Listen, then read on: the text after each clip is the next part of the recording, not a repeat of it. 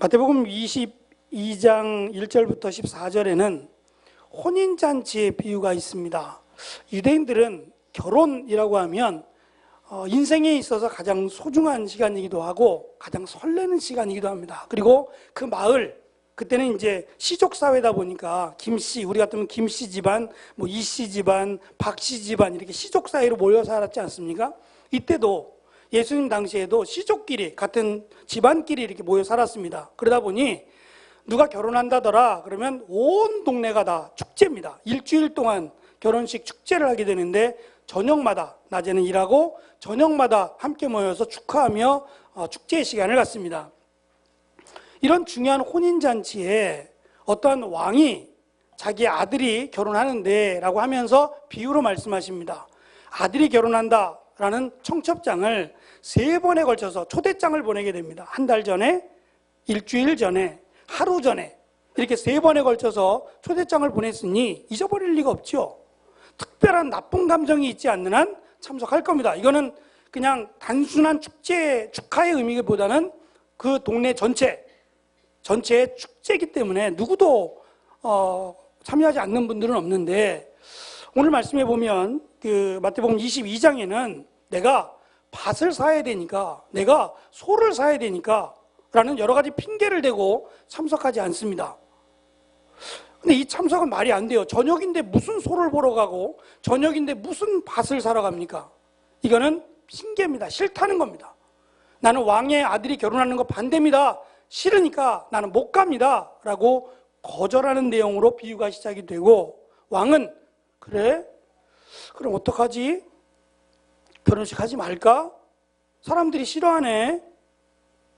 그렇게 계획을 취소하지 않습니다. 그냥 했던 계획을 그냥 진행시킵니다. 진행시키면서 그러면 하인들에게 네거리로 나가라.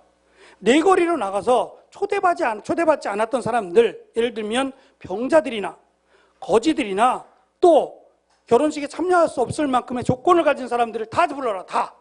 전부 불러서 결혼식에 참여를 시켜라 라고 하인들에게 이야기합니다. 하인들이 나가서 산과 들로 다니면서 모든 사람들에게 왕의 결혼식에 초대를 합니다.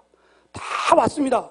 그런데 여기서 한 가지, 결혼식장에 들어가려면 그 집에서 결혼했으니까 그 집에 들어가려면, 왕궁에 들어가려면 한 가지의 조건은 있다라는 겁니다. 그 조건은 예복을 입어야 됩니다. 그 예복이란 결혼식 때 입는 깨끗한 옷을 말합니다. 특별한 옷이기도 하지만 호화찬란한 옷이 아니라 그냥 결혼식 하객으로 참석하기 위한 깨끗한 옷, 하얀색의 깨끗한 옷이면 됩니다. 그런데 그 옷을 입지 않고 그냥 입었던 옷 그대로 오는 사람들은 다 돌려보내는 겁니다. 못 들어간다고. 예복을 입지 않은 사람들은 다 못 들어간다고 말씀하십니다. 이것을 비유로 하셨습니다. 이 비유의 내용은 그렇습니다. 하나님은 모든 사람을 부르셨다. 그들에게 예수님을 믿으면 구원을 받는다라고 부르셨다는 겁니다. 이 부르신 사람들이 다 천국 가는 건 아니다. 택함을 받은 사람만 천국을 간다. 그래서 부름받은 사람은 많지만 택함 받은 사람은 적다라고 말씀하십니다. 지금 여기 교회 안에 모이신 분들은 부르심을 받은 분들이 아니라 택하심을 받은 분들입니다. 이게 얼마나 큰 은혜냐면, 만약에 천국에 들어가는 이 천국이 얼마나 좋은지 상상도 할 수 없을 만큼 좋습니다. 특별히 이제 이 땅에서 어렵고 힘든 고된 삶을 사는 사람들에게는 정말 소망을 가져도 됩니다. 너무 좋아서 막 춤이 저절로 추어질 만큼 너무 좋답니다. 기대만 해도 막 웃음이 지어질 만큼 너무너무 좋답니다. 먹는 거 걱정 안 해도 돼요. 아프지 않습니다. 뭐 너무너무 좋아서 막 그것만 생각해도 웃음이 저절로 나올 만큼 그렇게 좋답니다. 그런데 천국에 들어가려면 10억이 있어야 된다. 10억. 얼마요? 10억이 있어야 된다. 그러면 뭐 10억 정도야 뭐 라고 말하는 사람들은 뭐 그렇게 말할 수 있겠지만, 저 같은 사람은 10억을 얼마씩을 모아야 10억이 되나요? 제가 살아있는 동안 10억을 모을 수 있을까요? 근데 진짜 10억만 있으면 간다면 발 벗고 나서서 모든 것 제껴놓고 그거 벌어야 됩니다. 하여튼 10억을 만들어내야 되는 겁니다. 근데 이 10억이 아니라 100억이라고 한번 해보시죠. 그러면 그냥 포기할 사람도 있을까 모르겠습니다. 안 돼. 100억은 안 돼. 이거 어떻게 해? 근데 이게 포기할 수 없는 것은 너무 좋아요. 너무 좋습니다. 상상도 할 수 없을 만큼 너무 좋아서 뭐 100억이 되든 얼마가 됐든 하여튼 이렇게 해서라도 만들어서라도 가고 싶을 만큼 너무 좋아요. 그런데 성경은 마치 천국이 하나님의 나라에 들어가는 것이 약 50조 정도가 되는 것으로 설명합니다. 만약에 돈으로 환산한다면 그렇게 설명을 하신 거예요. 50조에 해당되는 돈이 있어야 천국 간다. 글쎄요, 웬만큼 부자들도 천국 가기는 어려울 것 같습니다. 그런데 이 50조에 해당하는 것을 우리에게 거저 주신답니다. 예수님을 믿기만 하면 그냥 없는 것으로 너 50조 냈다라고 하나님은 계산하신다는 겁니다. 예수님을 믿기만 하면 말입니다. 그럼 우리는 공짜로 들어가게 됐습니다. 공짜로. 공짜기 때문에 사실은 더 못 느끼는가 모르겠습니다. 내가 그만한 값어치를 가졌다면 거기에 대한 기쁨이 더 클 것 같습니다. 근데 마치 값없이 받은 것처럼 거저 받은 것처럼 느껴지니까 우리에게는 거기에 대한 감격이나 거기에 대한 은혜가 더 소멸되어 버리는 것 같습니다. 제가 한번 금요 시간인가 말씀을 드린 적이 있습니다. 유대인들이 탈무드에 아이들을 가리키면서 하는 내용 가운데 한 부분입니다. 아버지가 아들에게 너 10만 원을 벌어와라 라고 했더니 아들이 친구한테 10만 원만 빌려줘. 내가 나중에 줄게. 빌려다가 아버지에게 드렸습니다. 아버지 여기 있어요 10만 원. 그랬더니 아버지가 이것을 불 아궁이 속에다가 푹 하고 집어 던졌습니다. 아버지가 아들이 펄쩍 뛰면서 아버지 이거 내 친구한테 빌린 건데 이거 갚아야 되는데 라고 하면서 펄쩍펄쩍 뛰더랍니다. 아버지가 다시 아버지가 원하는 것은 빌리는 게 아니라 내가 땀 흘려 벌어온 10만 원을 원한다. 옛날 이야기니까요.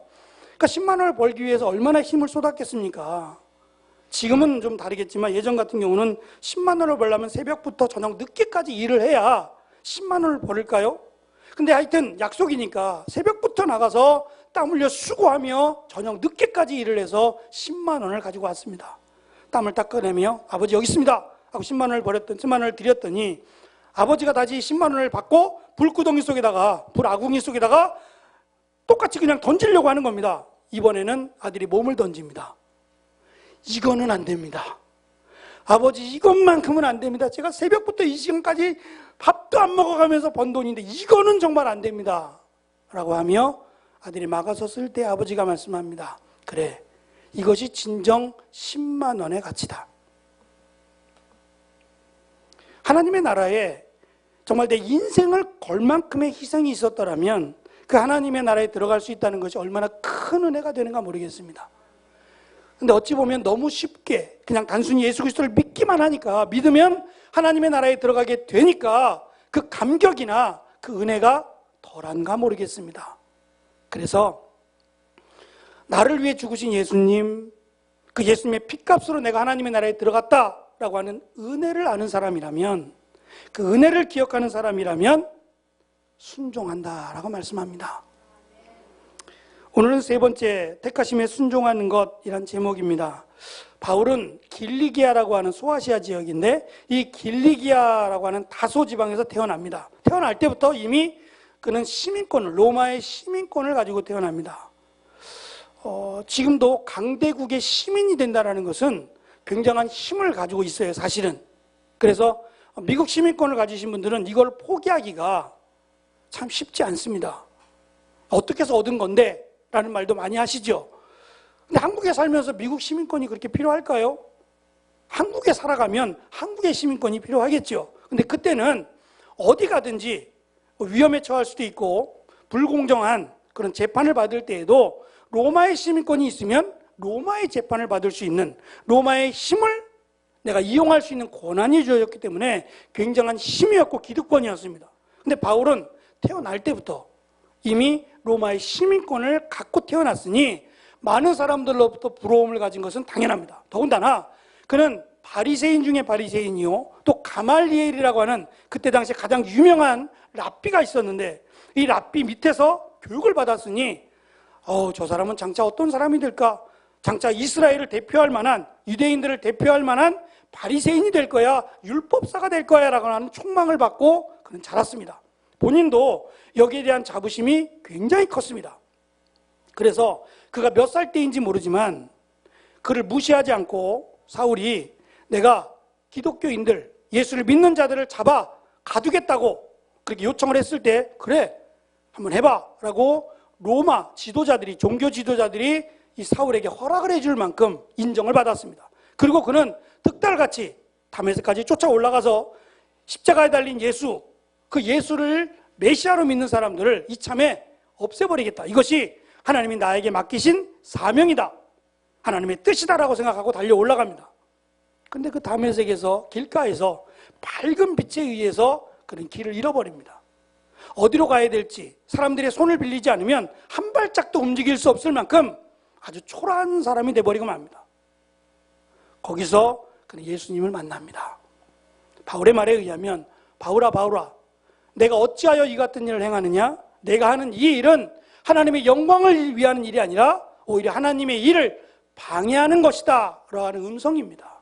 그 음성을 듣고 사울은 충격을 받습니다.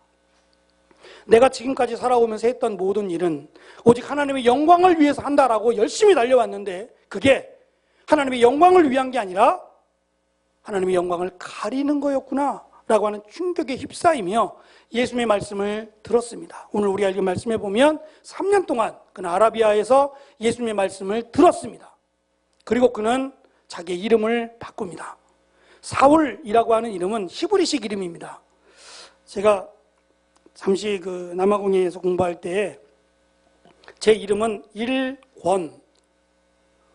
부르는데 어렵지 않으시죠? 어렵지 않죠. 우리는 어렵지 않습니다. 그런데 외국 사람들은 니은 받침, 밑에 받침 있는 글자들을 굉장히 어려워합니다. 제 이름을 제대로 들어본 적이 없어요. 최일광 뭐 이렇게 부르더라고요. 꽝꽝꽝. 그래서 본인들도, 저도 웃기지만 본인들도 미안해해요. 남의 귀한 이름을 제대로 못 부른다고 생각하니까 미안해 하더라고요. 어쩔 수 없잖아요. 그들은 밑에 니은 발음, 리을 발음, 미음 발음 이런 복잡한 발음들이 안 돼요. 그래서 부탁을 하더라고요. 혹시 다른 이름, 예명이 없냐고, 좀 내가 쉽게 부를 수 있는 이름 없냐 그랬을 때 제가 존이라고 불러달라고, 요한인데 요한으로 불러달라고, 이제 요한을 좋아하니까 존이라고 불러달라고 했더니 좋아하더라고요. 그래 난 이게 더 좋아. 그러면서 저 부를 때마다 존이에요. 존은 아닙니다. 전 존 아니고 일권입니다. 한국에 와서는 존을 버렸습니다. 그럼 거기 있을 때 그 교수가 잘 부르게 하기 위한 배려로 그렇게 한 거죠. 바울은 사울이라고 하는 히브리식 이름, 큰 자라고 하는 부모가 또는 할아버지가 지어준 이름입니다. 소망을 가지고 얘는 큰 자야, 하나님 앞에 큰 자야 라고 하는 기대와 소망을 가지고 또 그렇게 믿음을 가지고 이름을 붙였는데 당시에 복음을 전하다 보니까 헬라 지역에 사는 사람들은 사울이라는 발음이 안 되는 겁니다. 히브리식 이름이니까. 그래서 이름을 쉽게 하기 위해서 일부러 작은 자라고 하는 뜻의 이름인 바울이라고 하는 이름으로 바꿉니다. 그랬더니 이제 헬라 지역에 있는 사람들이 바울, 어우 좋다 바울, 부르기 너무 좋으네 라고 해서 복음을 전하는 일 때문에 이름까지 바꿔버립니다. 만약에 부모님이 이 일을 알았더라면 넌 호적에서 팔 거야 라고 얘기할지 모릅니다. 어떻게 이름을 바꿉니까? 어떤 이름인데? 근데 바울은 복음 때문에 부모가 지어준 정말 소중한 이름까지 바꿔버립니다. 그 이유는 하나입니다. 고린도전서 15장 10절에 가면 바울은 이렇게 고백합니다. 나의 나 된 것은 하나님의 은혜로 된 것이니 내게 주신 그의 은혜가 헛되지 아니하며 내가 모든 사도보다 더 많이 수고하였으나 내가 아니요 오직 나와 함께 하신 하나님의 은혜다라고 고백을 합니다. 그래서 이름 바꾸기도 주저하지 않습니다. 이름뿐만 아니라 그가 로마의 시민권을 갖고 있다는 것도, 그리고 가말리엘 문화생이라는 것, 바리새인 중에 바리새인이라고 하는 모든 것을 배설물과 같이 여겼다고 성경은 설명합니다. 근데 이것이 억지로가 아니라 스스로 자원하여 이렇게 했다라고 말합니다. 아브라함이 100세가 되었을 때에 하나님이 아들 이삭을, 100세에 낳은 아들 이삭을 바치라고 말씀하십니다. 만약에 이것을 종이 들었거나 아내가 들었으면 그랬을 겁니다. 노망이 들었다고. 미친 거라고. 세상에 하나님이 아들을 제물로 바치라고 하신 하나님이 어디 있느냐? 하나님은 그런 분이 아니다. 당신이 잘못 들은 거다. 당신이 나이가 많으니까 당신이 실수한 거다. 안 된다. 분명히 막아섰을 겁니다. 그래서 아브라함은 아무에게도 말하지 않습니다. 자기를 미쳤다고 말하며 하지 않아야 된다고 막아설 것이기 때문에 아무 말도 하지 않고 그냥 아들과 종만 데리고 산으로 올라갑니다. 그때 종이 말합니다. 또 아들이 말합니다. 아버지, 재물은 어디 있나요? 하나님께 재물을 드리기 위해 산에 가는데 재물이 어디 있나요? 물었을 때 아브라함이 말합니다. 하나님이 준비하셨다고. 그리고 그는 종에게 이렇게 말합니다. 우리가 하나님을 뵈러 올라갔다가 우리가 내려올 것이라고. 이삭과 함께 올라갔다가 이삭과 함께 내려오겠다. 이 믿음이 있었습니다. 그래서 아브라함은 주저하지 않았던 겁니다.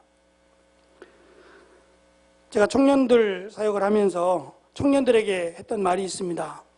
청년들은 사실 젊기도 하고 또 의욕이 넘치기도 하니까 1인 2사역 이상씩 다 합니다. 찬양사역도 하고 주일학교 교사도 하고 또 성가대도 하고 이것저것 굉장히 많이 해요. 주일날 제일 바쁜데요.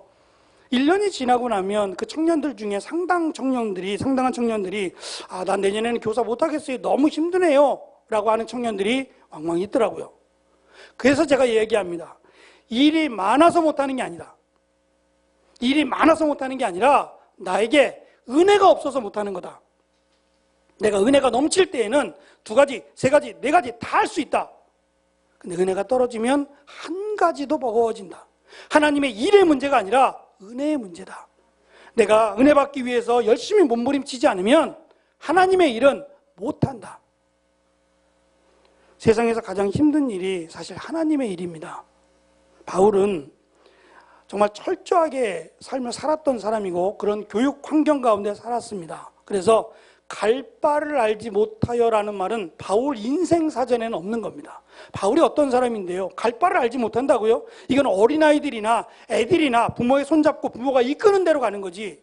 바울이 어른인데 철저하게 계획하고 철저하게 준비해서 해도 부족한데 어떻게 갈 바를 알지 못하고 갑니까? 이런 말도 안 되는데 하나님이 그렇게 훈련시키십니다. 바울의 계획, 바울의 생각이 아니라 하나님의 계획, 하나님의 생각대로 바울이 움직이길 원합니다. 그래서 바울은 정말 나는 아무것도 모른다. 하나님이 시키면 시킨 대로 이 밤에 가라 하면 알렉산드리아로 가라 하면 간다. 사람들은 말합니다. 왜 이 밤에 가냐고. 뭐가 그렇게 급한 일이냐고. 내일 가도 되지 않냐고. 왜 밤에 배를 타고 가려고 하느냐. 막아설지 모릅니다. 그러나 바울은 말합니다. 나는 모른다고. 나는 아무것도 모른다고. 그냥 하나님이 가라 하면 가고 하나님이 서라 하면 선다라고 말입니다. 이러한 철저한 순종은 바울이 지금 고백했던 것처럼 내가 받은 은혜, 내가 하나님께 받은 은혜가 너무 커서 이 큰 은혜 때문에 내가 순종할 수밖에 없다는 겁니다. 그런데 이 순종할 수밖에 없는 시작이 뭐냐면 선택입니다. 하나님이 나를 하나님의 자녀로, 하나님의 백성으로 삼아 주셨습니다. 왜요? 혹시 이유를 아십니까? 나를 하나님의 백성으로, 나를 하나님의 자녀로 삼으신 이유를 혹시 아십니까? 성경은 무조건적인 선택이라고 말합니다. 가끔씩 대바래진 자녀들이 그런 얘기할 때가 있습니다. 우리 자녀들은 아닐 겁니다만 나를 왜 낳았어요? 나를 왜 낳았어요? 라고 자녀들이 말할 때 부모들이 얼마나 속이 탈까요? 그렇지 않을까요? 나를 왜 낳았어요? 나를 왜 낳아서 이렇게 힘들게 만들어요? 말도 안 되는 이야기지만 이 이야기를 들을 때마다 부모들은 속이 바짝바짝 마를 겁니다. 말도 안 되는 이야기죠. 하나님이 왜 우리를 사랑하셨습니까? 정말 하나님의 사람답게 하나님께 순종하고 하나님의 말씀에 헌신하고 그래서 우리를 선택한 게 아니었다는 말입니다. 지금이야 하나님 말씀에 순종하고 하나님 말씀대로 따라 헌신하지만 우리를 택하심에는 아무런 이유와 조건이 없었단 말입니다. 이뻐서, 잘생겨서, 능력이 많아서, 전혀 이런 것과 상관없이 나이가 많던 나이가 적던 남자든 여자든 그가 신분이 어떠하든 상관없이 하나님은 선택하셨단 말입니다. 그리고 그 선택이 바로 우리란 말입니다. 이것이 하나님의 뜻입니다. 하나님이 우리를 선택하심에 후회가 없습니다. 아유, 내가 쟤를 괜히 선택했어. 후회가 없습니다. 하나님은 기쁘심으로 우리를 선택하셨습니다. 그러면 하나님이 우리를 선택하심에 대한 은혜, 여기서부터 출발해야 됩니다. 하나님이 나를 택하셨고, 하나님이 나를 사랑하셨고, 하나님이 나를 위해 죽으셨고, 여기서부터 시작하면 우리는 순종할 수 있다는 겁니다. 하나님 왜 내 기도 안 들어주세요? 왜 나에게 이런 거 응답 안 하세요? 라고 불평하고 원망하기 시작하면 순종하기가 어렵습니다. 그런데 아브라함이 또 바울이 순종할 수 있었던 것은 하나님이 나를 선택해 주셨다라고 하는 이 은혜에서부터 출발하더라는 겁니다. 하나님이 나를 자녀로 삼아주심, 이것으로부터 우리는 얼마든지 순종할 수 있다는 겁니다. 그리고 중요한 것은 하나님이 우리를 택하심에는 순종에서부터 출발한다는 겁니다. 하나님이 우리를 선택하셨다는 것은 이제 하나님의 말씀을 따르겠습니다 라고 하는 순종이 포함되어 있습니다. 이것은 선택이 아니라 필수입니다. 하나님이 우리를 선택하신 은혜가 있으니까 이제는 순종해야 되는 우리의 순종이 따라 붙어야 됩니다. 여기서 끝나는 것은 아니라 순종하는 자에게 주시는 큰 은혜가 준비되어 있습니다.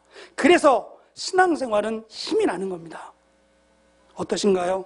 여러분들 신앙생활하는 것이 기쁘고 감사하고 신이 나는가요? 기대가 되든가요? 그러면 은혜 중에 계신 겁니다. 하나님의 나라를 소망하고 하나님이 나에게 부어주실 은혜, 부어주실 축복을 생각하면 기대가 되고 신앙생활하기가 신나는 겁니다. 하나님은 살아계셔서 우리를 여전히 사랑하시기 때문입니다. 하나님의 사랑을 쉽게 설명하는 것 중에 하나가 있다면 아마도 부모 사랑일 겁니다. 부모가 자녀를 사랑하는 데는 이유가 없습니다. 그냥 자녀니까 사랑합니다. 한번 물어보세요. 엄마, 아빠, 나 왜 사랑해요? 그리고 여러분들이 나중에 자식 나서 한번 그 답을 찾아보시기 바랍니다. 내가 얘를 왜 사랑하나? 엄마 아빠의 유전자를 갖고 태어났기 때문이라기보다는 그것도 있겠지만 내 자식이라는 그 이유 하나로 사랑합니다. 심지어는 내가 먹을 것, 내가 입을 것까지 다 해서 자녀를 주고 자녀를 양육합니다. 사랑합니다. 그 사랑은 이유가 없습니다. 하나님이 우리를 사랑하십니다. 이유는 없습니다. 우리를 너무나도 사랑하시는데 만약에 부모가 우리를 사랑하는 것보다 더 죽기까지 우리를 사랑하시는 하나님의 사랑을 기억하시기 바랍니다. 그래서 하나님이 우리에게 혹시라도 순종을 요구할 때에는 우리를 힘들게 하기 위함이 아니라 축복하시기 위함이다라고 기억하시면 좋겠습니다. 그래서 우리가 하는 하나님께 순종하는 일, 하나님께 헌신하는 이 일이 하나님이 얼마나 기쁘게 받으시고 이 일을 통해서 하나님의 큰 일을 이루어 가심을 기대하는 우리 모두가 되었으면 좋겠습니다. 우리 이 시간 이 말씀 기억하면서 함께 찬양 드리면 좋겠습니다. 해같이 빛나리 말씀 기억하면서 함께 찬양 드리겠습니다.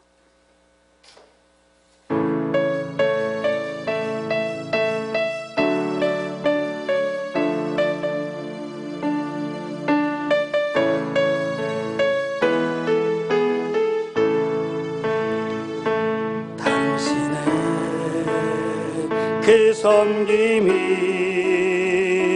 전국에서 해같이 빛나리 당신의 그 겸손이 전국에서 해같이 빛나리 당신의 그 믿음이 같이 빛나리 당신의 그 충성이 전국에서 해같이 빛나리 주님이 기억하시면 족하리 예수 사랑으로 가득한 모습 천사도 흠모하는 아름다운 그 모습 전국에서 해같이 빛나리 날이 당신의 그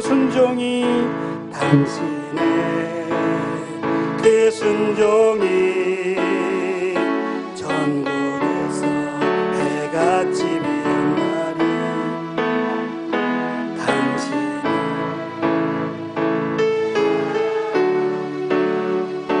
전국에서 해같이 빈 날이 당신의 헌신이 그 헌신이 전국에서 해같이 빈 날이 그 헌신이 전국에서 해같이 빈 주님이 기억하시면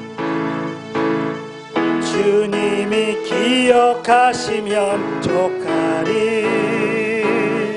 불타는 사명으로 가득한 모습 천사도 흠모하는 아름다운 그 모습 전국에서 해같이 빈 주님이 기억하시면 족하리 주님이 기억하시면 족하리 불타는 사명으로 가득 찬 모습 천사도 흠모하는 아름다운 그 모습 전국에서 해같이 빛 한 번 더 할게요.